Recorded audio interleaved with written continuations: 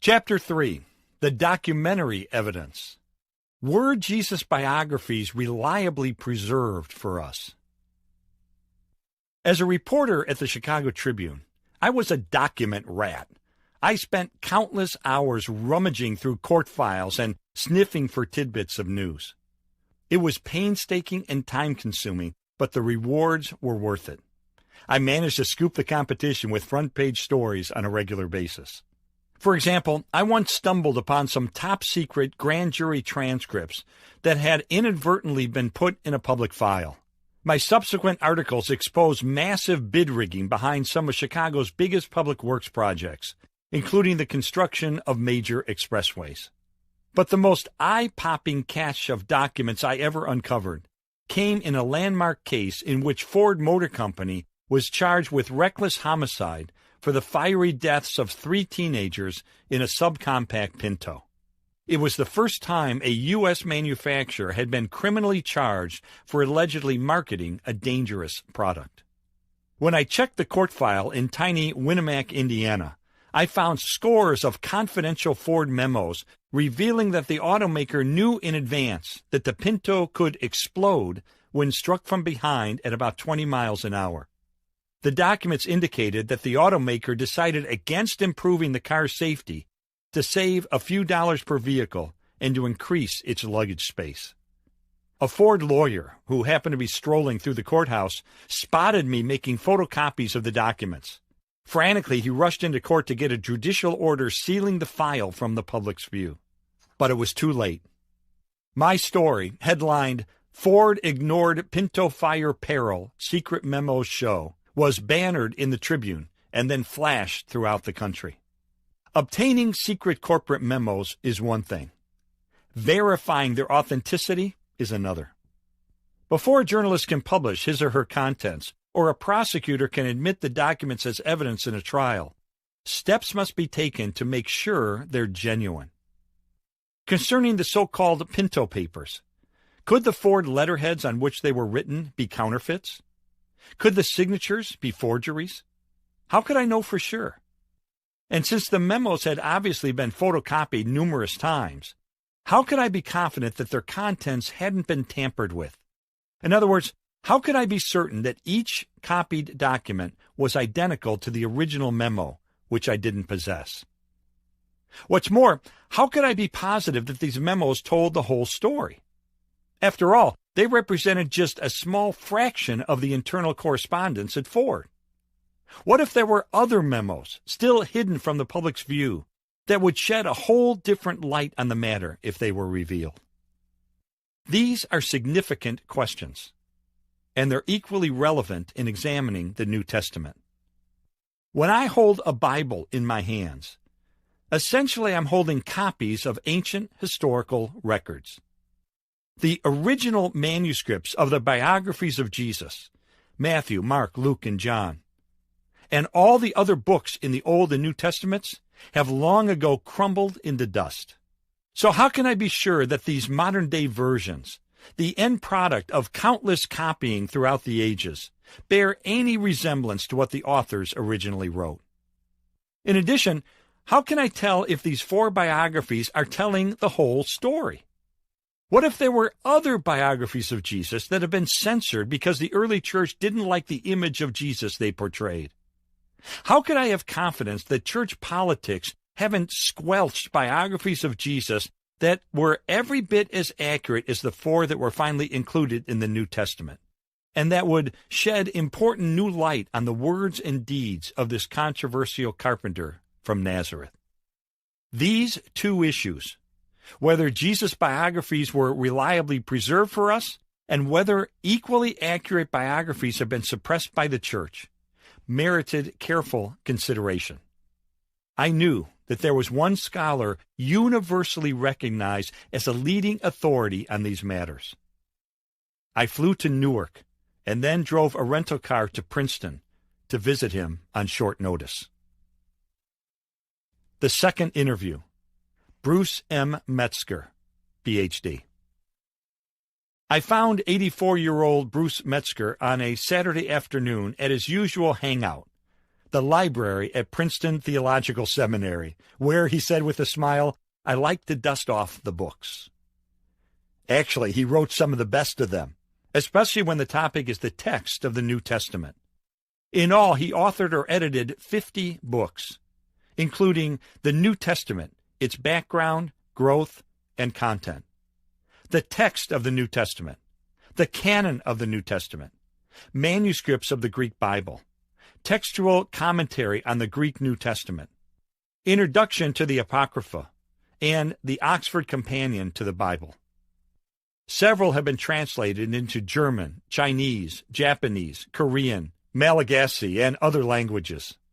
He also was co-editor of the New Oxford Annotated Bible with the Apocrypha, and general editor of more than 25 volumes in the series New Testament Tools and Studies. Metzger's education included a master's degree from Princeton Theological Seminary and both a master's degree and doctorate from Princeton University. He was awarded honorary doctorates by 5 colleges and universities, including St. Andrews University in Scotland, the University of Munster in Germany, and Potchefstroom University in South Africa.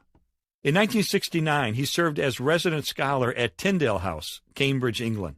He was a visiting fellow at Clare Hall, University of Cambridge in 1974, and at Wolfson College, Oxford in 1979. At the time of the interview, he was professor emeritus at Princeton Theological Seminary after a 46-year career teaching the New Testament. Metzger was chairman of the New Revised Standard Version Bible Committee, a corresponding fellow of the British Academy, and served on the curatorium of the Vitas Latina Institute at the Monastery of Buran, Germany. He was president of the Society of Biblical Literature, the International Society for New Testament Studies, and the North American Patristic Society.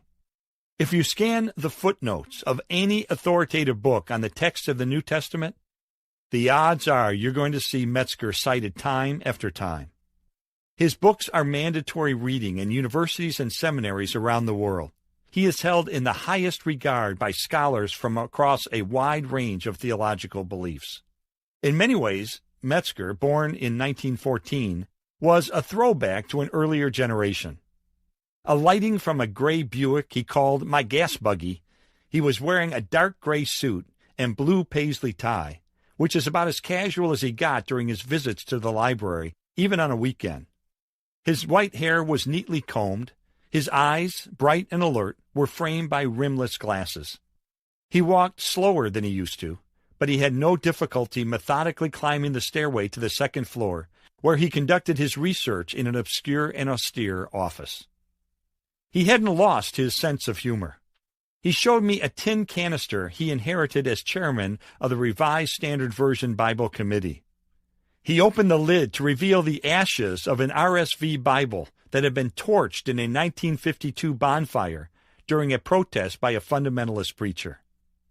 It seems he didn't like it when the committee changed fellows of the King James Version to comrades in Hebrews 1, verse 9, Metzger explained with a chuckle.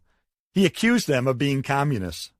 Though Metzger's speech was hesitant at times, and he was prone to replying in quaint phrases like, quite so, he continued to remain on the cutting edge of New Testament scholarship. When I asked for some statistics, he didn't rely on the numbers in his 1992 book on the New Testament. He had conducted fresh research to get up-to-date figures. His quick mind had no problem recalling details of people and places, and he was fully conversant with all the current debates among New Testament experts. His office, about the size of a jail cell, was windowless and painted institutional gray. It had 2 wooden chairs. He insisted I take the more comfortable one. That was part of his charm. He was thoroughly kind, surprisingly modest and self-effacing, with a gentle spirit that made me want to someday grow old with the same mellow kind of grace. We got acquainted with each other for a while, and then I turned to the first issue I wanted to address. How can we be sure the biographies of Jesus were handed down to us in a reliable way? I'll be honest with you, I said to Metzger. When I first found out that there are no surviving originals of the New Testament, I was really skeptical. I thought, if all we have are copies of copies of copies, How can I have any confidence that the New Testament we have today bears any resemblance whatsoever to what was originally written? How do you respond to that? This isn't an issue that's unique to the Bible. It's a question we can ask of other documents that have come down to us from antiquity, he replied.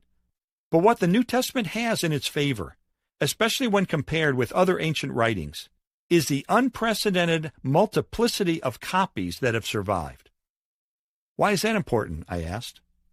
Well, the more often you have copies that agree with each other, especially if they emerge from different geographical areas, the more you can cross-check them to figure out what the original document was like. The only way they'd agree would be where they went back genealogically in a family tree that represents the descent of the manuscripts. Okay, I said, I can see having a lot of copies from various places can help. But what about the age of the documents? Certainly that's important as well, isn't it? Quite so, he replied. And this is something else that favors the New Testament.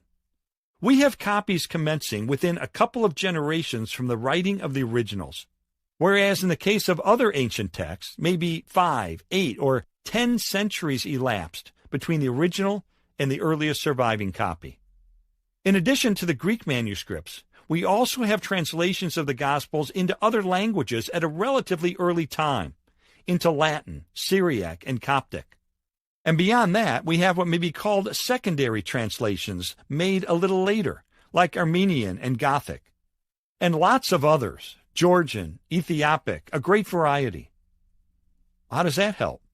Because even if we had no Greek manuscripts today, by piecing together the information from these translations from a relatively early date, we could actually reproduce the contents of the New Testament. In addition to that, even if we lost all the Greek manuscripts and the early translations, we could still reproduce the contents of the New Testament from the multiplicity of quotations in commentaries, sermons, letters, and so forth from the early church fathers. While that seemed impressive, it was difficult to judge this evidence in isolation. I needed some context to better appreciate the uniqueness of the New Testament. How, I wondered, did it compare with other well-known works of antiquity? When you talk about a great multiplicity of manuscripts, I said, how does that contrast with other ancient books that are routinely accepted by scholars as being reliable? For instance, tell me about the writing of authors from about the time of Jesus. Having anticipated the question, Metzger referred to some handwritten notes he had brought along. Consider Tacitus, the Roman historian who wrote his Annals of Imperial Rome in about AD 116, he began. His first 6 books exist today in only one manuscript, and it was copied about AD 850. Books 11 through 16 are in another manuscript dating from the 11th century. Books 7 through 10 are lost. So there is a long gap between the time that Tacitus sought his information and wrote it down and the only existing copies. With regard to the first-century historian Josephus, we have 9 Greek manuscripts of his work, The Jewish War, and these copies were written in the 10th, 11th, and 12th centuries. There is a Latin translation from the 4th century and medieval Russian materials from the 11th or 12th century. Those numbers were surprising. There is but the thinnest thread of manuscripts connecting these ancient works to the modern world. By comparison, I asked, how many New Testament Greek manuscripts are in existence today? Metzger's eyes got wide. More than 5,000 have been cataloged, he said with enthusiasm, his voice going up an octave. Incidentally, that number as of mid-2015 had risen to 5,843. That was a mountain of manuscripts compared to the anthills of Tacitus and Josephus. Is that unusual in the ancient world? What would the runner-up be, I asked. The quantity of New Testament materials is almost embarrassing in comparison with the other works of antiquity, he said. Next to the New Testament, the greatest amount of manuscript testimony is of Homer's Iliad, which was the Bible of the ancient Greeks. There are fewer than 650 Greek manuscripts of it today. Some are quite fragmentary. They come down to us from the 2nd and 3rd century AD and following. When you consider that Homer composed his epic about 800 BC, you can see that there's a very lengthy gap. Very lengthy was an understatement. It was 1,000 years. There was, in fact, no comparison. The manuscript evidence for the New Testament was overwhelming when juxtaposed against other revered writings of antiquity, works that modern scholars have absolutely no reluctance treating as authentic.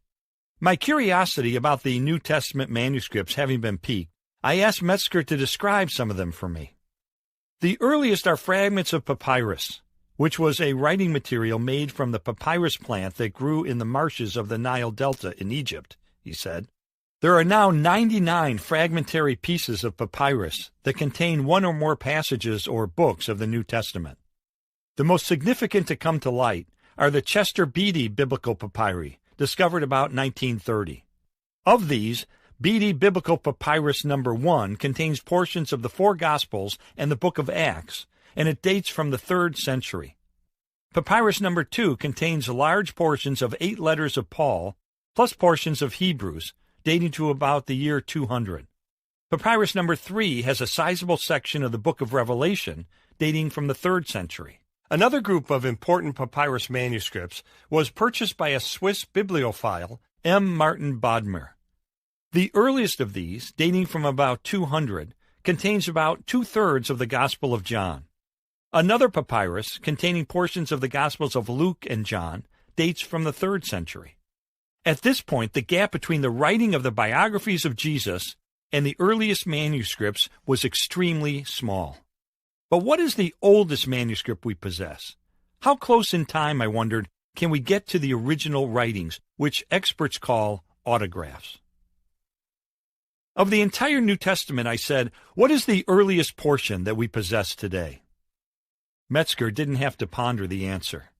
That would be a fragment of the Gospel of John containing material from chapter 18.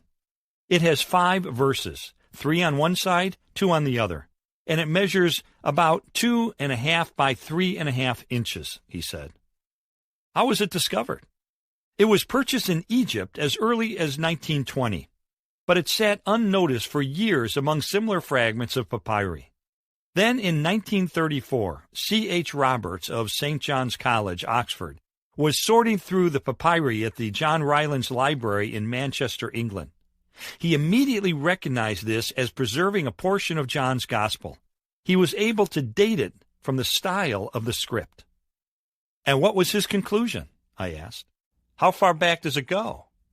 He concluded it originated between AD 100 to 150.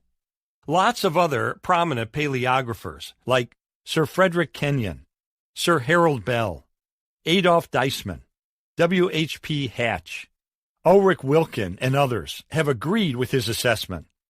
Deisman was convinced that it goes back at least to the reign of Emperor Hadrian, which was AD 117 to 138, or even Emperor Trajan, which was AD 98 to 117. That was a stunning discovery. The reason? Skeptical German theologians in the last century argued strenuously that the 4th Gospel was not even composed until at least the year 160, too distant from the events of Jesus' life to be of much historical use. They were able to influence generations of scholars who scoffed at this Gospel's reliability. This certainly blows that opinion out of the water, I commented. Yes, it does, he said. Here we have, at a very early date, a fragment of a copy of John all the way over in a community along the Nile River in Egypt, far from Ephesus in Asia Minor, where the Gospel was probably originally composed. This finding has literally rewritten popular views of history, pushing the composition of John's Gospel much closer to the days when Jesus walked the earth. I made a mental note to check with an archaeologist about whether any other findings have bolstered the confidence we can have in the 4th Gospel. While papyrus manuscripts represent the earliest copies of the New Testament, there are also ancient copies written on parchment, which was made from the skins of cattle, sheep, goats, and antelope. We have what are called uncial manuscripts, which are written in all capital Greek letters, Metzger explained. Today we have 306 of these, several dating back as early as the 3rd century. The most important are Codex Sinaiticus, which is the only complete New Testament in uncial letters, and Codex Vaticanus, which is not quite complete. Both date to about AD 350. A new style of writing, more cursive in nature, emerged in roughly AD 800. It's called minuscule, and we have 2,856 of these manuscripts.